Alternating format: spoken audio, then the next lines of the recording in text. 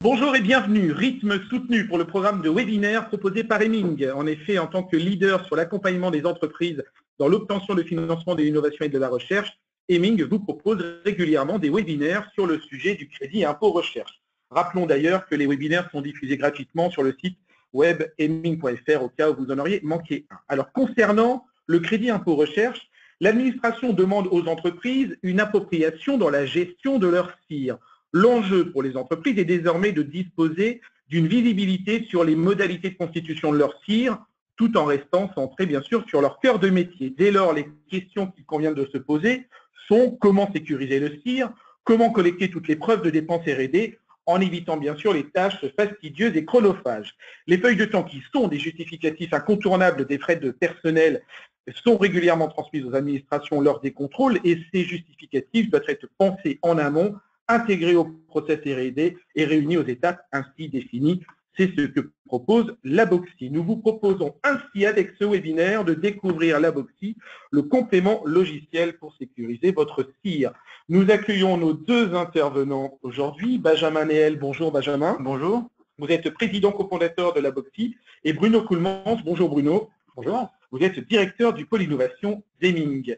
Avec ce webinaire, nous souhaitons vous rappeler les piliers de la méthodologie de sécurisation d'Heming et vous présenter notre nouveau partenaire l'Aboxi, un couplage entre conseil et logiciel CIR qui ne peut qu'assurer une sécurisation maximale à vos dossiers de crédit impôt recherche. Alors, nous aborderons au cours de ce webinaire l'expertise d'Heming sur le crédit impôt recherche, la gestion des risques, les enjeux liés au CIR, les fondamentaux à maîtriser, les exigences des administrations, les preuves de R&D, et nous présenterons bien sûr l'Aboxi. C'est quoi, pour qui, pourquoi, avec notamment un focus sur les feuilles de temps et une démonstration du logiciel l'Aboxi pour mieux le découvrir. Un programme bien complet, un webinaire interactif. Vous avez la possibilité de pouvoir poser vos questions. Pour cela, vous utilisez la fenêtre de chat qui est sur la droite de votre écran. Je vous conseille de poser vos questions tout au long de ce webinaire. Comme ça, nous aurons le temps de recueillir les questions et éventuellement d'y répondre tout au long de cette démonstration. Nous démarrons avec vous, Bruno, sur la présentation de l'expertise d'Heming. Oui, merci Jean-Noël. Alors, chez Heming, nous conseillons nos clients sur le processus de gestion du crédit d'impôt recherche et sa sécurisation avec une transparence sur les modalités de constitution de leur dossier. Nous répondons de façon personnalisée à chaque problématique de financement d'innovation en nous appuyant sur le benchmark le plus important du marché. Dans ce cadre-là, nos clients ont besoin de suivre en temps réel leurs dépenses de recherche et développement. Il nous est donc apparu essentiel de leur apporter la meilleure solution digitale du marché, leur permettant un véritable pilotage de la performance de l'innovation. À ce titre, nous sommes ravis de ce partenariat avec l'Aboxi et Benjamin, qui a développé des technologies spécifiques pour les entreprises innovantes et les services de recherche et développement, notamment pour la gestion des différents outils de financement de l'innovation. Donc, pour vous présenter rapidement Heming, nous sommes un groupe international de conseil en business performance avec 30 années d'expérience. Nous sommes implantés aujourd'hui dans 16 pays avec un chiffre d'affaires de 173 millions d'euros et nous sommes 1500 collaborateurs.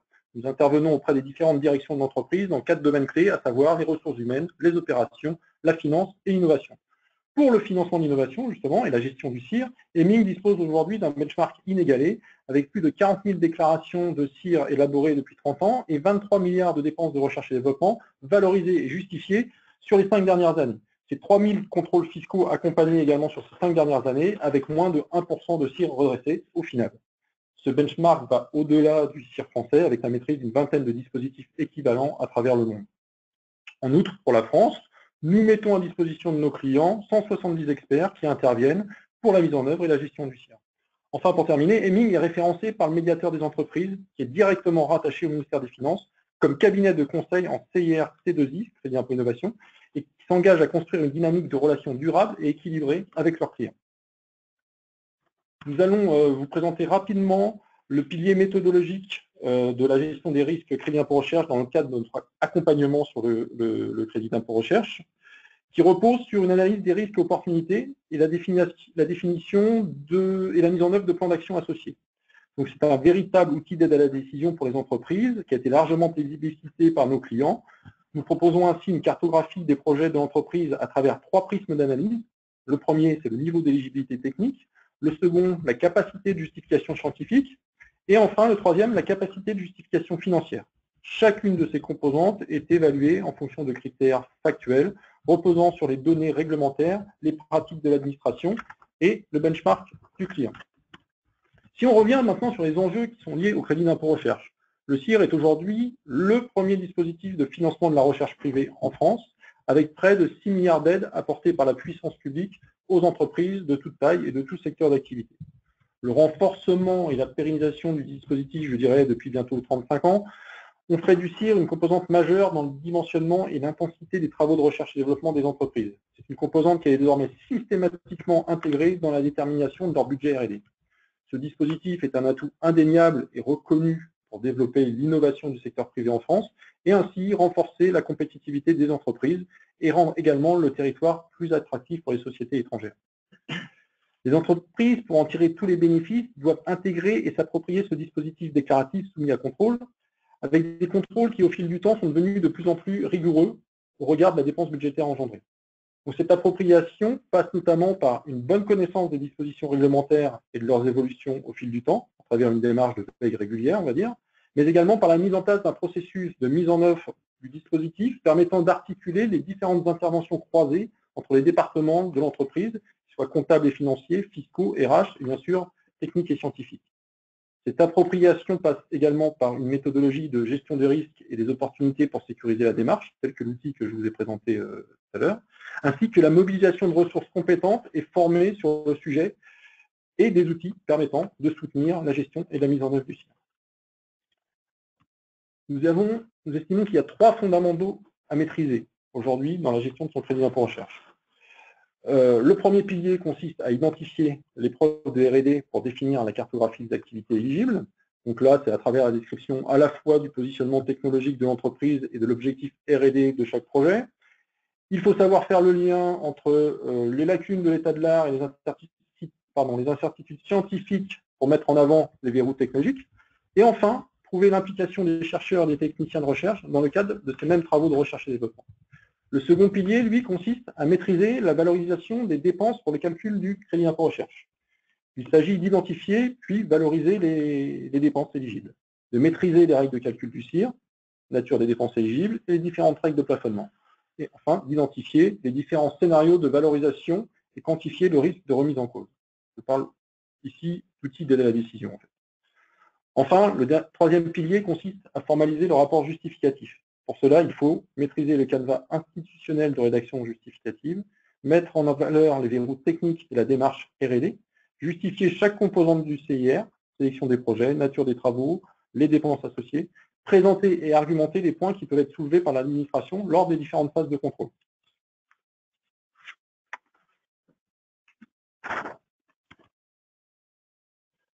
On voit aujourd'hui 2 exigences majeures pointes de la part des administrations. La première, et qui est souvent occultée par les sociétés, tu en as parlé, Jean-Noël, c'est l'appropriation du dispositif par l'entreprise. Disposer d'une méthodologie de gestion du crédit d'impôt recherche adaptée à son activité et savoir expliquer cette méthodologie aux administrations. Il faut démontrer qu'on n'est pas simplement dans une démarche opportuniste, qu'on pourrait appeler effet d'aubaine, ou encore qu'on n'a pas délégué toute la gestion de son CIR de manière aveugle à un conseil quel qu'il soit. La seconde, c'est la sécurisation. Il convient de valider les montants de crédit d'impôt recherche au travers d'une justification irréprochable, qu'elle soit financière ou scientifique, la puissance publique devant maîtriser le coût du dispositif. Pour répondre à ces exigences, l'entreprise doit matérialiser de manière exhaustive les preuves de sa démarche de recherche et développement à travers une traçabilité forte des éléments à la fois scientifiques, financiers, associés aux différents projets.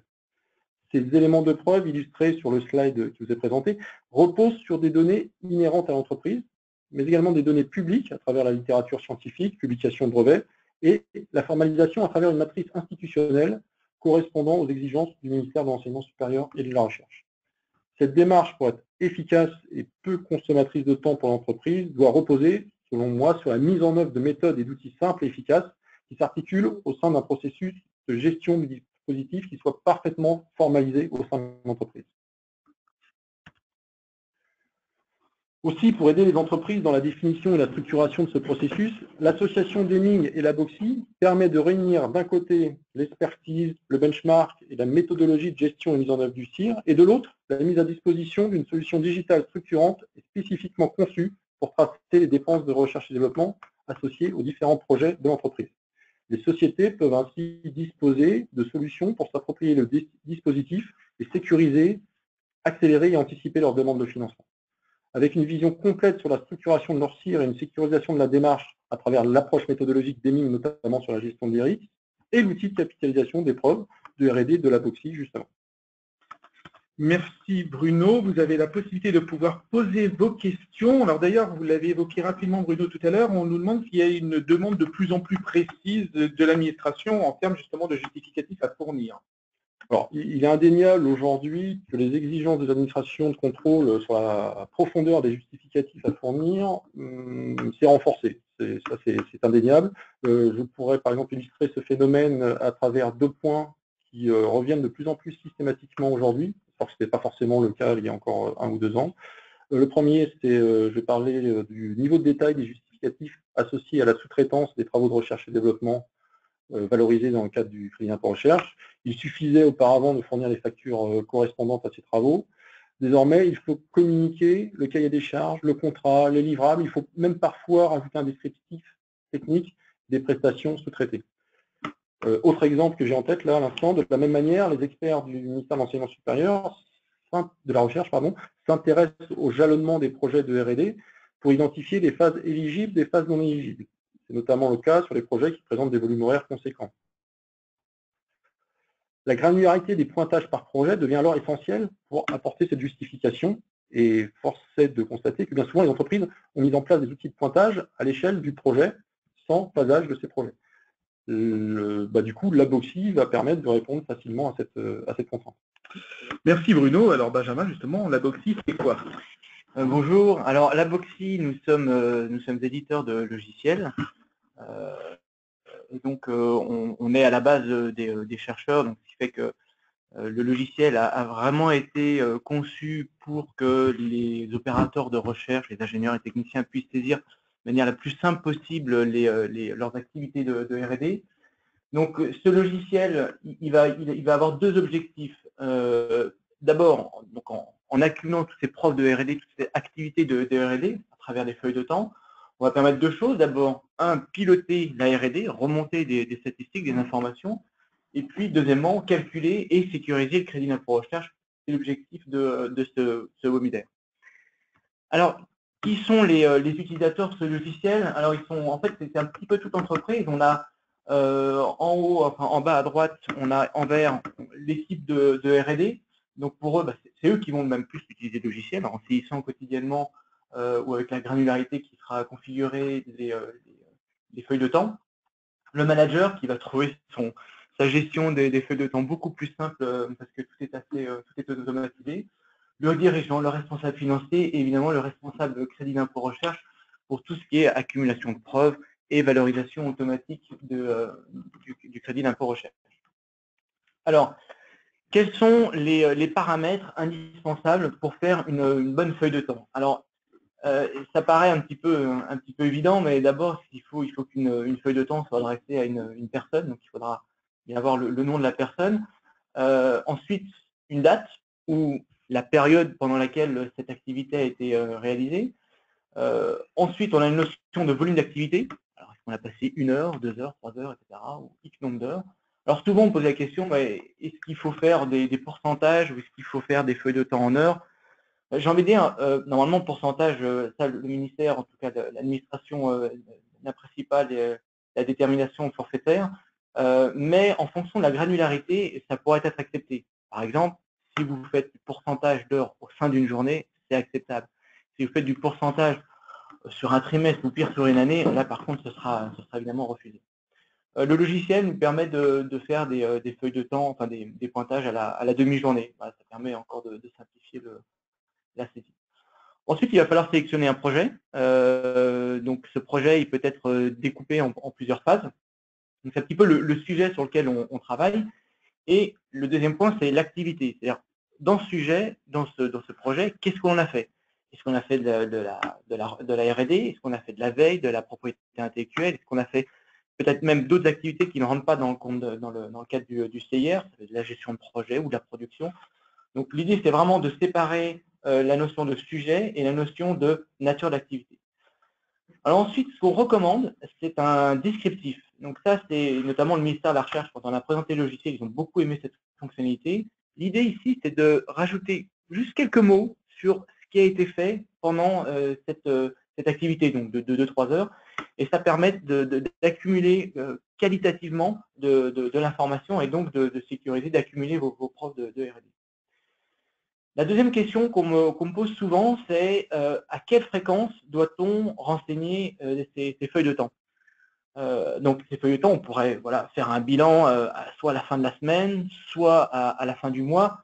L'idée, c'est de pulser et de faire en sorte qu'il y ait un mécanisme qui soit pris en compte, qui soit mis en route dans l'entreprise pour la fin d'une période. Voilà, on arrête les compteurs, tout le monde renseigne ses feuilles de temps, et ensuite on fait valider la feuille de temps par le collaborateur.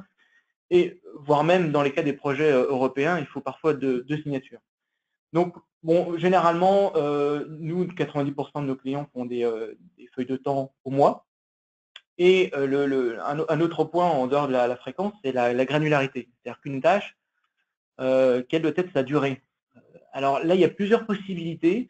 Soit vous faites une granularité au mois, c'est-à-dire que vous avez le mois de mars, et en une seule tâche, vous pouvez indiquer 170 heures sur tel projet, ou soit vous pouvez découper à l'intérieur du mois et rentrer vos tâches à l'intérieur des jours. Donc il y aura un minimum de 25 tâches pour renseigner la feuille de temps.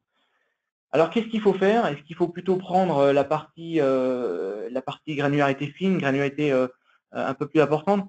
Ça, je dirais que ça dépend de votre métier, de votre activité de R&D. Prenons l'exemple d'une société de biotechnologie. Elle va une société de biotech qui travaille sur l'élaboration d'un médicament, d'un antibiotique. Elle a qu'un seul projet. Donc toute son activité, en tout cas son projet, est 100% éligible. Et honnêtement, une feuille de temps avec une granularité mois peut être acceptée.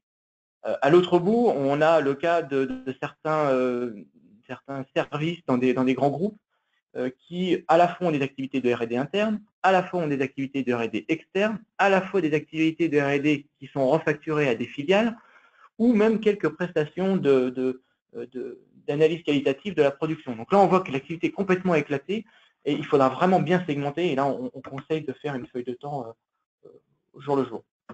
Voilà. Alors, je pense que c'est le moment pour passer sur la démonstration.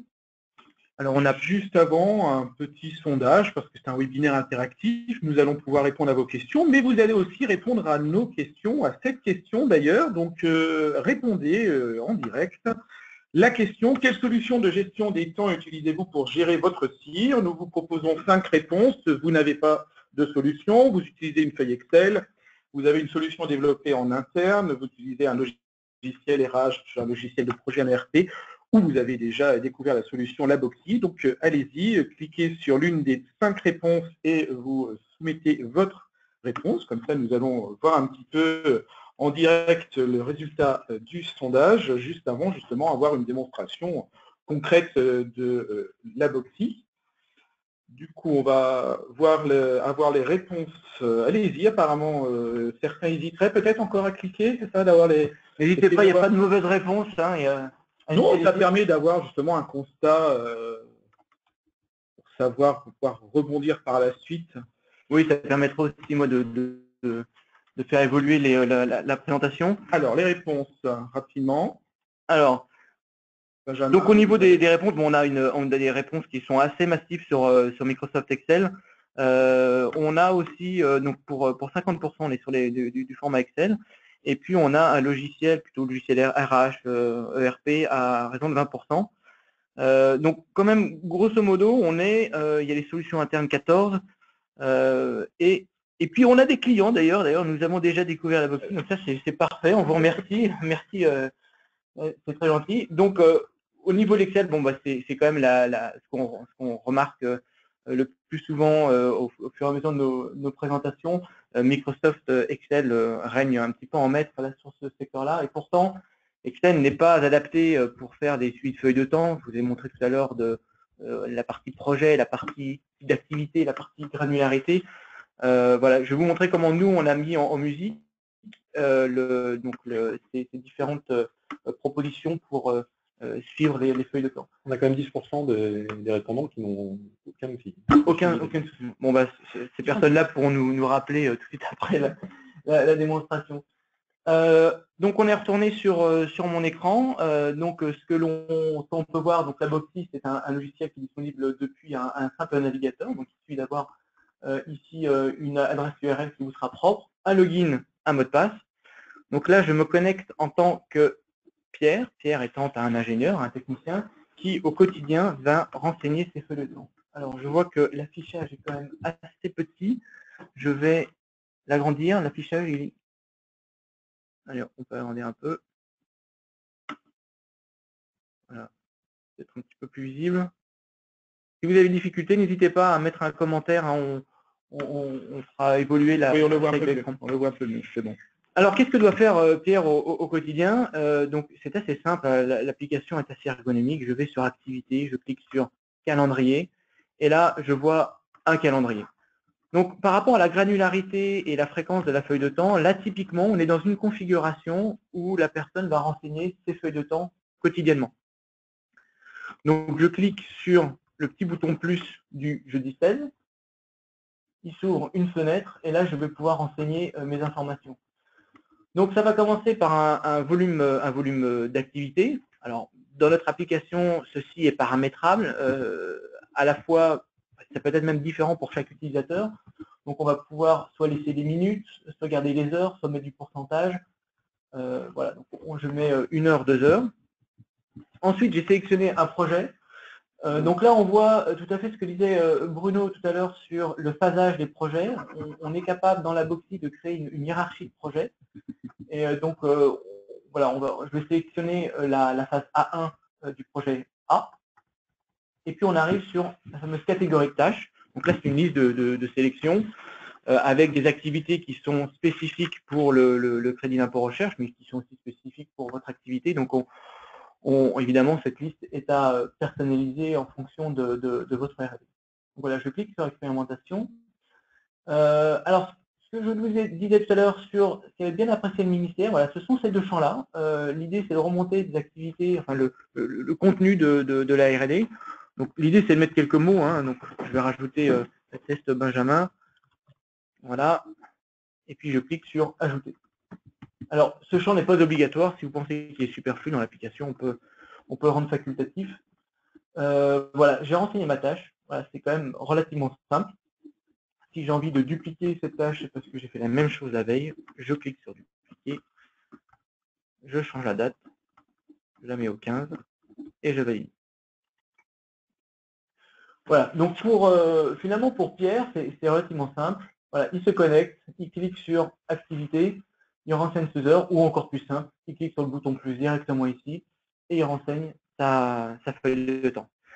Alors maintenant, je vais changer d'utilisateur. On va bien. Alors pendant cette opération, comme on a demandé à ceux qui nous écoutent de répondre à nos questions, on va quand même répondre au leur. On a reçu cette question.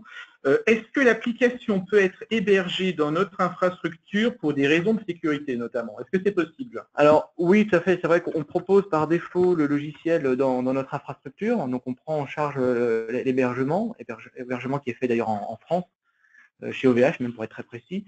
Mais on a la possibilité, sans aucun problème, d'aller installer l'application dans votre infrastructure. Donc c'est un petit peu technique, mais en gros, on vous livre une machine virtuelle. Et puis les données sont accessibles uniquement depuis votre réseau. Alors, on a changé d'utilisateur, on est passé en manager. Donc le manager de Pierre s'appelle Laure. Donc Laure, elle va avoir une possibilité d'abord de consulter les feuilles de temps des uns et des autres. Là, avec cette liste de sélection, on peut regarder qu'est-ce que les utilisateurs, les collaborateurs ont renseigné.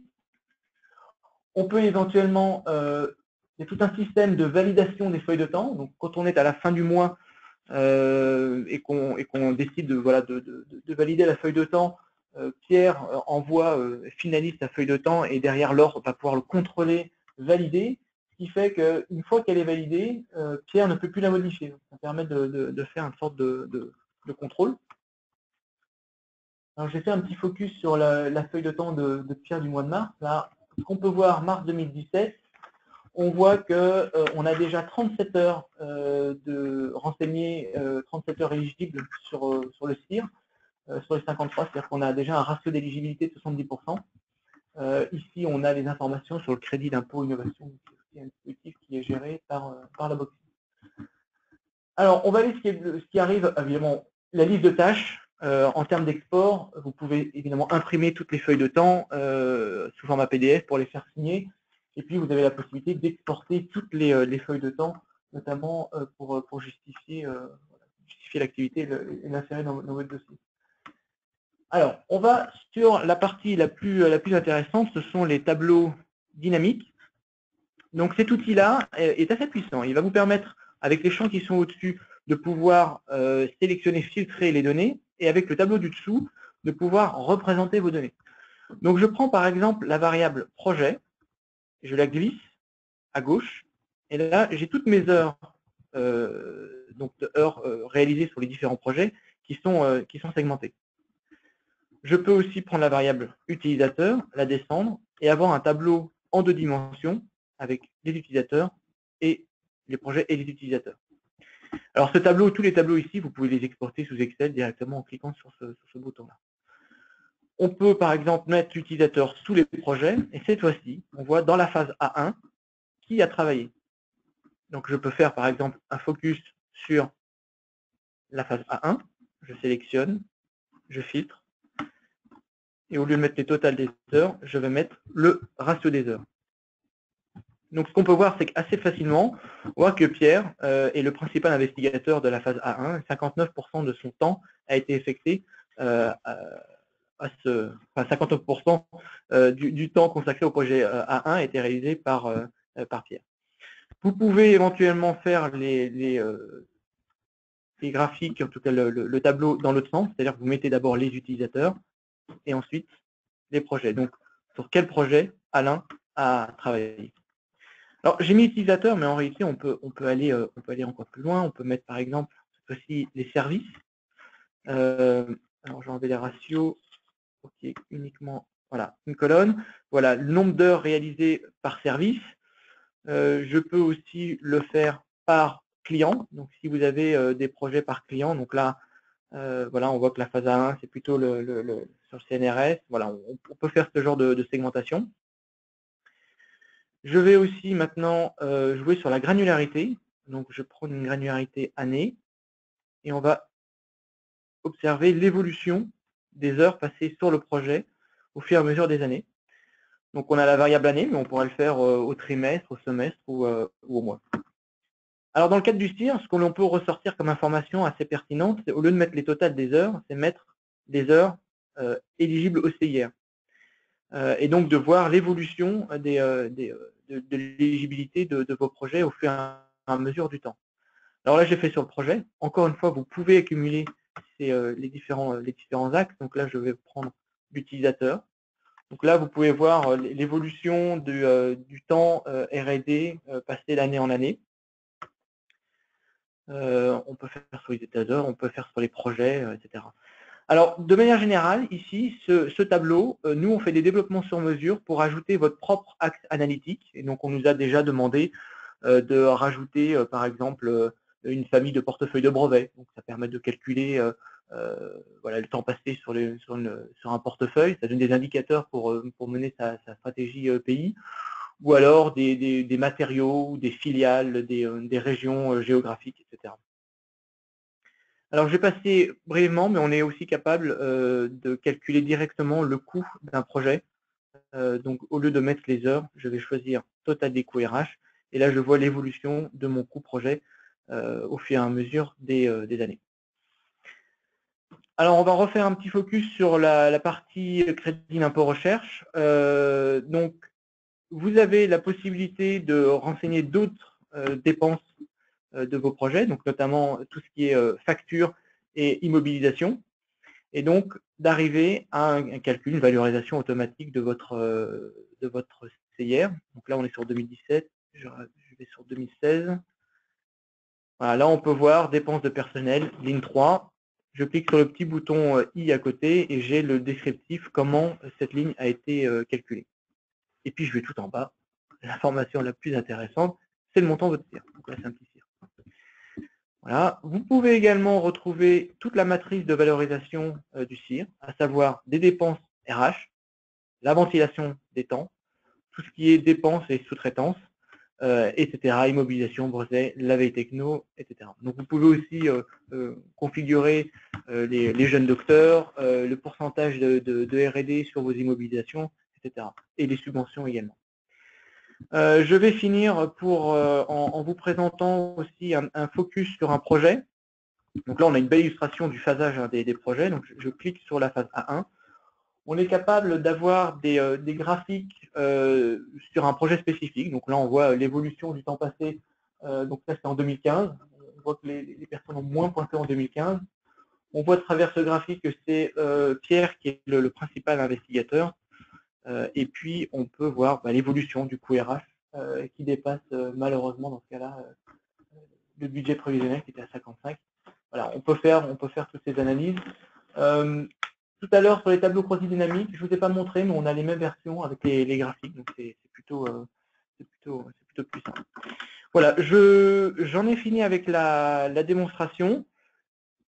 Merci, ça c'était assez exhaustif. On va encore vous proposer un sondage pour conclure cette présentation. Allez, on vous pose cette question. Nous sommes à 60 jours du dépôt du crédit impôt recherche. Où en êtes-vous de votre process d'accumulation des preuves de R&D? Alors, on vous propose 4 réponses. Vous disposez de toutes les preuves nécessaires. Vous disposez de toutes les preuves, mais bon, elles sont un peu éparpillées. Vous disposez en partie des preuves, ou alors vous ne savez même pas du tout sur vos preuves. Quatre situations. Donc voilà, vous cliquez sur, vous cochez la bonne réponse et vous soumettez votre réponse. Comme ça, voilà, nous aurons une petite idée de votre process d'accumulation des preuves. On voit très bien que c'est quelque chose d'important actuellement. En guise de conclusion, peut-être en attendant, Bruno, on peut se dire que le partenariat avec la Boxy fait totalement sens dans la gestion du crédit impôt recherche. Ah bah, complètement, puisque vous l'avez compris, hein, cette offre en fait commune répond aux besoins des entreprises d'avoir une visibilité complète sur les modalités de constitution de leur CIR et donc les preuves R&D. Quand on couple la méthodologie d'Heming d'évaluation des risques, de remise en cause des composantes scientifiques et financières du CIR avec le logiciel de la Boxy qui est spécialisé dans la collecte des dépenses de R&D, on assure normalement une sécurité maximale des dossiers en cas de contrôle, sécurité qui va dans le sens des besoins d'information et de transparence nécessaires aux administrations. Parfait, on va peut-être avoir le retour du sondage. Si vous n'avez pas encore répondu, n'hésitez pas. 4 réponses, la situation est assez simple. Soit vous avez tout, soit vous n'avez pas tout, elles sont éparpillées, vous ne savez même pas où se trouvent vos données. Ça nous permet voilà, d'avoir une situation en temps réel de l'accumulation de vos preuves de R&D.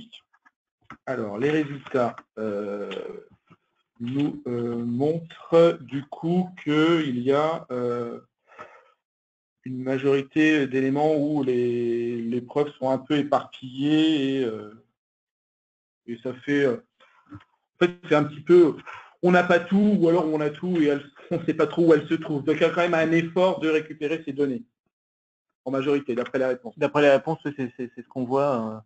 En effet, toutes les entreprises n'ont pas l'air d'être entièrement structurées dans leurs outils pour bien mettre les données au bon endroit, les retrouver à la fois pour réaliser le dossier, mais aussi peut-être pour le contrôle, en tout cas donner des réponses en cas de contrôle par l'administration.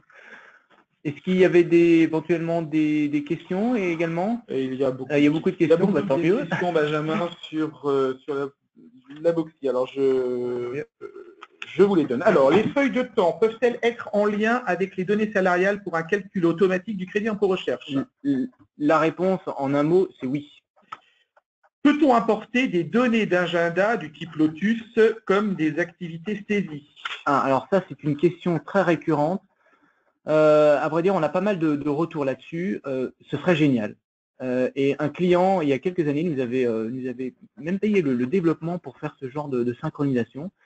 Et en fait, on se rend compte que c'est vrai que l'agenda, c'est une tâche, c'est un jour donné, mais en réalité, quid du temps passé en dehors de l'agenda? C'est-à-dire que vous mettez que vous avez une réunion à telle heure, très bien, mais vous avez préparé pendant une demi-heure, ou vous avez fait un déplacement pendant une demi-heure au préalable. Donc, il va falloir, au-delà une fois qu'on a synchronisé, finalement changer le volume d'heures, ce qui nécessite une reprise de données. En plus de ça, quid du projet, quid de l'activité de R&D, et en fait, on se rend compte qu'une feuille de temps qui en fait, on observe ce qu'on a fait, et un agenda qui est un outil prévisionnel, en fait, ce sont deux informations qui sont complètement différentes.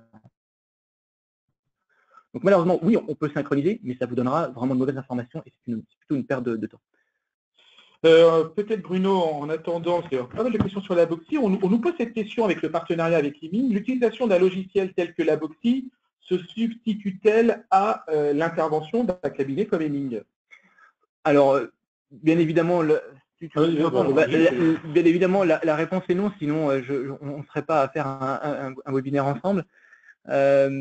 L'outil permet de structurer vos données, ça c'est évident. Ensuite, il va falloir quand même définir l'éligibilité de votre projet. Ça c'est quand même le savoir-faire d'un cabinet de conseil.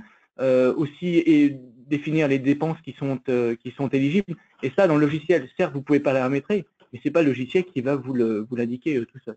Ouais, moi, en complément, je dirais qu'on a une proposition de valeur qui est complètement complémentaire, comme l'a décrit Benjamin. Par ailleurs, je rajouterais qu'on est susceptible de vous accompagner également dans l'intégration du logiciel au sein de vos équipes. Et on a également, même si le logiciel répond à 90% des besoins, on va dire, standards des entreprises, on peut également formaliser des développemps spécifiques dont vous auriez besoin dans la gestion et la collecte des preuves de R&D, type tableau de bord ou autre, qu'on pourrait solliciter à la Boxy, mais on vous accompagnerait dans la définition de ce besoin. Benjamin, plusieurs questions sur la Boxy, peut-être des réponses rapides. Existe-t-il un système d'alerte si la feuille n'est pas renseignée?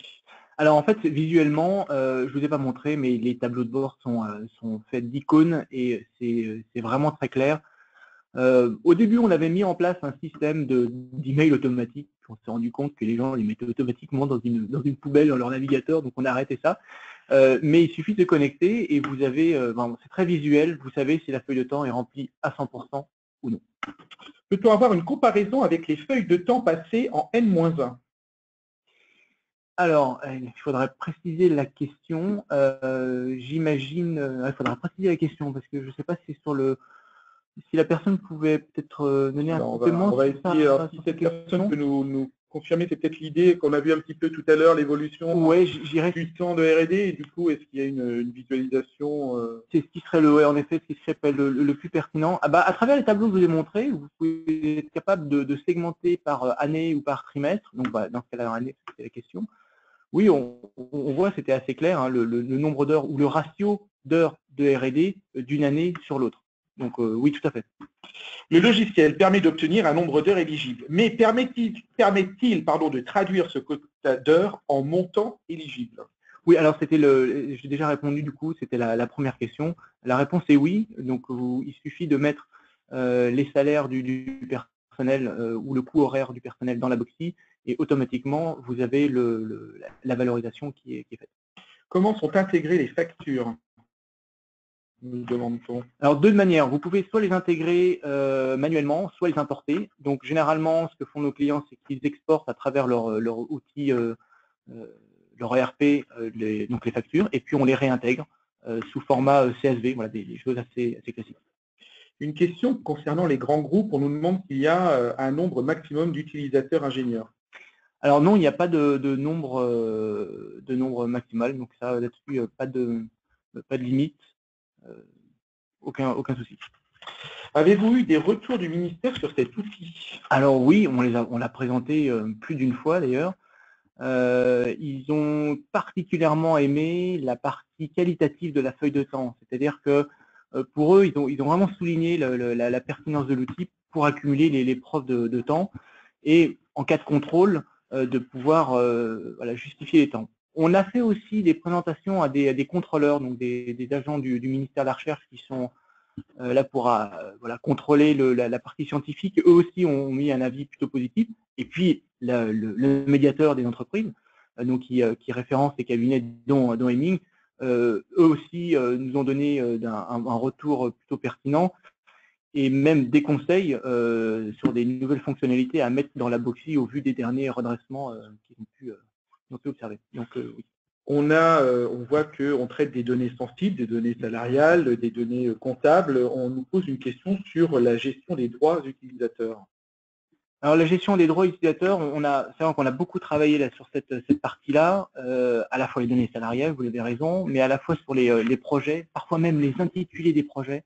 Donc on a tout un lot de permissions qui permet de bien cloisonner l'information à travers des filiales, à travers des services, à travers des hiérarchies. Et donc l'application est même compatible sur une organisation matricielle pour voilà, pour bien segmenter l'information. Donc oui, là-dessus, on a des gestions de rôle assez efficaces. D'ailleurs, c'est assez complexe et c'est vrai qu'on vous aide automatiquement lors de la création de la plateforme. On vous configure tout de A à Z voilà, pour pouvoir, pour qu'il n'y ait pas d'erreur sur les droits les permissions, ces paramétrages. Nous avons des questions aussi sur les tarifs. Oui, tout à fait. C'est normal. Alors, c'est un abonnement, la Boxy est disponible sous forme d'abonnement, donc c'est un coût par utilisateur et par mois. Cet abonnement va dépendre de deux choses. La première, c'est évidemment le nombre d'utilisateurs, ça c'est le premier point, et puis deuxième point, les fonctionnalités que vous voulez. Donc l'application voilà, est disponible sous 3 packs. Donc là, pour répondre à cette question, il faudrait peut-être échanger un peu plus avec l'utilisateur, avec la personne, je veux dire, pour qu'on lui fasse un devis qui sera vraiment adapté. Alors, encore la dernière question, quel temps de configuration? Alors, ça dépend de la taille de l'entreprise. En termes de temps, nous, pour une structure d'une dizaine de personnes, il va nous falloir, en temps complet, je veux dire, une bonne heure de travail, donc c'est assez rapide. Néanmoins, il faudra un certain nombre d'échanges avec l'entreprise. Donc, généralement, pour une entreprise de voilà, 10-15 personnes, en 10 jours, on est capable de faire une installation. Ensuite, pour tourner sur des grands groupes, à partir de là, ça peut être un peu plus long. Tout dépend de la réactivité de l'entreprise. Mais on n'a jamais fait une installation qui a duré plus de 3 semaines. Ça, voilà. Parfait, merci. Je suppose qu'il y aura d'autres questions. Du coup, on va mettre à l'écran vos coordonnées si vous souhaitez contacter soit Benjamin Néel, président cofondateur de la Boxy, soit Bruno Coulmans, directeur du pôle innovation chez Hemming. Vous avez les coordonnées qui s'inscrivent. De toute façon, vous allez recevoir par retour de mail, le mail où vous êtes inscrit pour ce webinaire, vous allez recevoir cette présentation diaporama, comme ça vous aurez tous les éléments. Merci Benjamin Néel, merci Bruno Coulmans pour cette présentation. Je vous disais en début de webinaire que le rythme était très soutenu au niveau du programme. Alors notez dans vos agendas les prochains webinaires que vous propose Hemming, le programme H2020 sécurité jeudi prochain 23 mars à 10h30, le 30 mars à 9h30 sur la TVA, maîtriser vos opérations triangulaires, et enfin le 4 avril à 10h30 sur la performance de la recherche et de l'innovation en termes d'organisation et de projet. Évidemment, si vous avez d'autres questions, n'hésitez pas à nous contacter et à pouvoir retrouver également ce webinaire sur le site d'hemming.fr. Merci messieurs pour cette présentation. Merci de votre attention. Bonne fin de journée à tous. À bientôt.